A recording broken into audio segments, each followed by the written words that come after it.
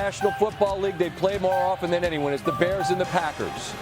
On a cold December day in Chicago, it's 3-0. And that's Jordan Love, who gets hit here. Austin Booker, helmet to helmet. Love to the locker room, ruled out with a concussion. Malik Willis played well. 4th and 1, design run, a gain of 13. The Packers, they kept having to settle for field goals, and that ultimately would prove costly. It's a 6-3 game. Josh Jacobs in the pile, and the Bears keep pulling at the football, and this defense has been incredibly opportunistic. Deshaun Wright rips it out. Tremaine Edmonds is on it, and the Bears prevent scoring of any kind. And Jacobs has fought through injury throughout this season. Not happy as he surrenders the pill there. A big 3rd and 2, and this is a gorgeous throw. A windy day in the Windy City. That's Willis to Romeo Doubs. You cannot drop it out of the sky more perfectly than that. The Packers have a 13-3 lead late in the 3rd quarter. It's the same margin, 10. Each team has added a field goal. Caleb Williams here, under 5 minutes to go, takes off on 3rd and 10. Slid a little bit too early. This is so arbitrary. How do you know in real time? But it's where the knee goes down as you begin to slide. Very next play. All right, I'll do it again. This time he bowls forward for a gain of a dozen. The Bears again settle for a field goal, and it's 16-9. Onside kicks never work, although here Doubs is backing up on it, lets the ball play him, as they say. And Cairo Santos got the good bounce. Doubs gets bowled over.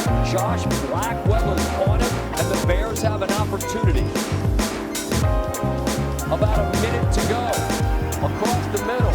I like turtles. That's DJ Moore. Under 30 seconds to go. It's 4th and 4. We wondered, would the Packers go 0 and bring the house? Here they come. Jayden Walker. Who? This guy hasn't been involved in a lot. But there he is all alone. And it's a perfect toss and grab. And the Packers can't believe it as the Bears have roared back, quite literally, to tie it. Now in overtime. Packers have the ball first. They go for it on 4th and 1. Malik Willis fumbles the snap. It's picked up by Emmanuel Wilson, who is stopped short of the line to gain the turnover on downs. Bears take over. Caleb Williams, play action. He's got clean pocket. He looks deep. He's got more. What a toss. What a catch. Touchdown. Chicago has won this football game. Remarkable comeback in overtime. 22-16 with 10 in the late going. And that remarkable throw and catch. Dude, what? What a game. I mean, we just got down the studio, put on a mic. I got no idea. What are we? Well, I mean, listen, we're watching that game saying, you know what, hey, good for Malik Willis. Yep. Backup goes into the game and has a chance to do what you need your backup to do, help you win the football game. And then? And then, you know, after they kind of get back into it, some mistakes not Willis's fault, but the fumble snap gives life to Chicago. And then, you know, we've talked about this, I think, a few times this year. A quarterback that is struggling, like the game's not going the way that he wants it to go. He's kind of playing uphill. And then he's got to make a couple plays at the end of the game, and he's able to do it. And so, obviously, the touchdown to Walker, the 4th down play, you said it, all-out pressure. Green Bay's trying to in and out it. They have 2 guys go for the underneath guy. That leaves open, then hard play action versus like a quarters coverage look. You've got Moore running to the post, and then it's a perfect throw. I mean, literally couldn't be handed to him any better than that. And so on a night that was windy, he's without his 2 top receivers against a very good defense. I think Caleb Williams and the resolve for that Bears team's pretty impressive. Justin Voracek is with us. We'll be talking college football playoff. And he's been here the last 2 days that we've been laughing about. You know, we take notes throughout these games. And I told him the story about during the NBA Finals, having to explain to Ty Halliburton that I had written all these notes down during the game about the Thunder, and then it was useless because he hit a buzzer beater. We're prepared to talk about, man, Bears might be in trouble. Got to go to San Francisco, got Detroit coming in. And that's what it felt like we were going to talk about, because it felt like Malik Willis had done a wonderful job after the Love injury. You're going to win this game. And then the recovery of the onside after the remarkable touchdown, I mean, that came actually to tie the game. Just, I can't even fathom what I just witnessed, but the Bears have done this over and over and over and over again. I don't know when they run out of lives, but it wasn't today. Well, they have 11 wins. So, I mean, in reality, like, so for, you know, we didn't give them their credit for winning 11 games in the NFL in a division that's got other good teams in the division. So, look, I think there's a lot to like about them. Their quarterback clearly can rise to the occasion in big moments. We've seen them run the football extremely well. And I think defensively, they've, you know, shown that they can stay in the fight with anybody. Well, their ability to, we had Bill Barlow over on a few weeks ago, and he pointed out they turn you over at an incredibly high rate, but beyond that, they're not great statistically.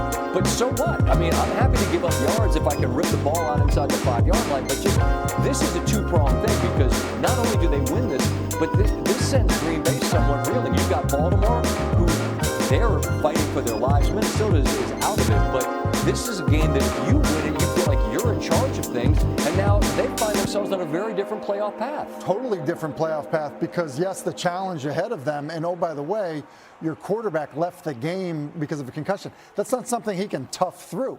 He's got to go through the protocol and basically wait until he's cleared by going through the process. So who knows when you'll get him?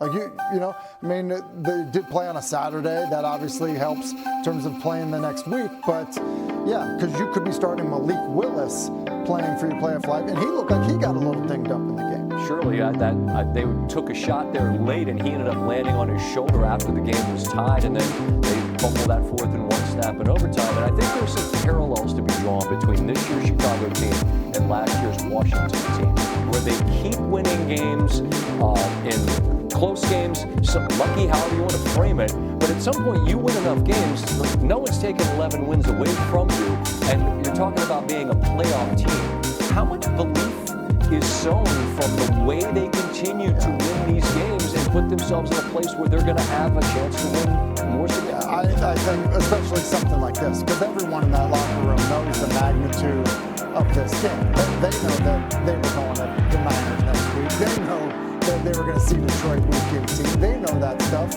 And so basically, to be out of it, you know, you're down 2 scores, you're well into the 4th quarter, and then to say, like, hey, you know what? Like, we're going to stay in the fight on this thing. You said in the high deck, no one gets onside kicks. We're going to stay in the fight. Like, do you need, you know, the ball to bounce your way sometimes? Sure you do.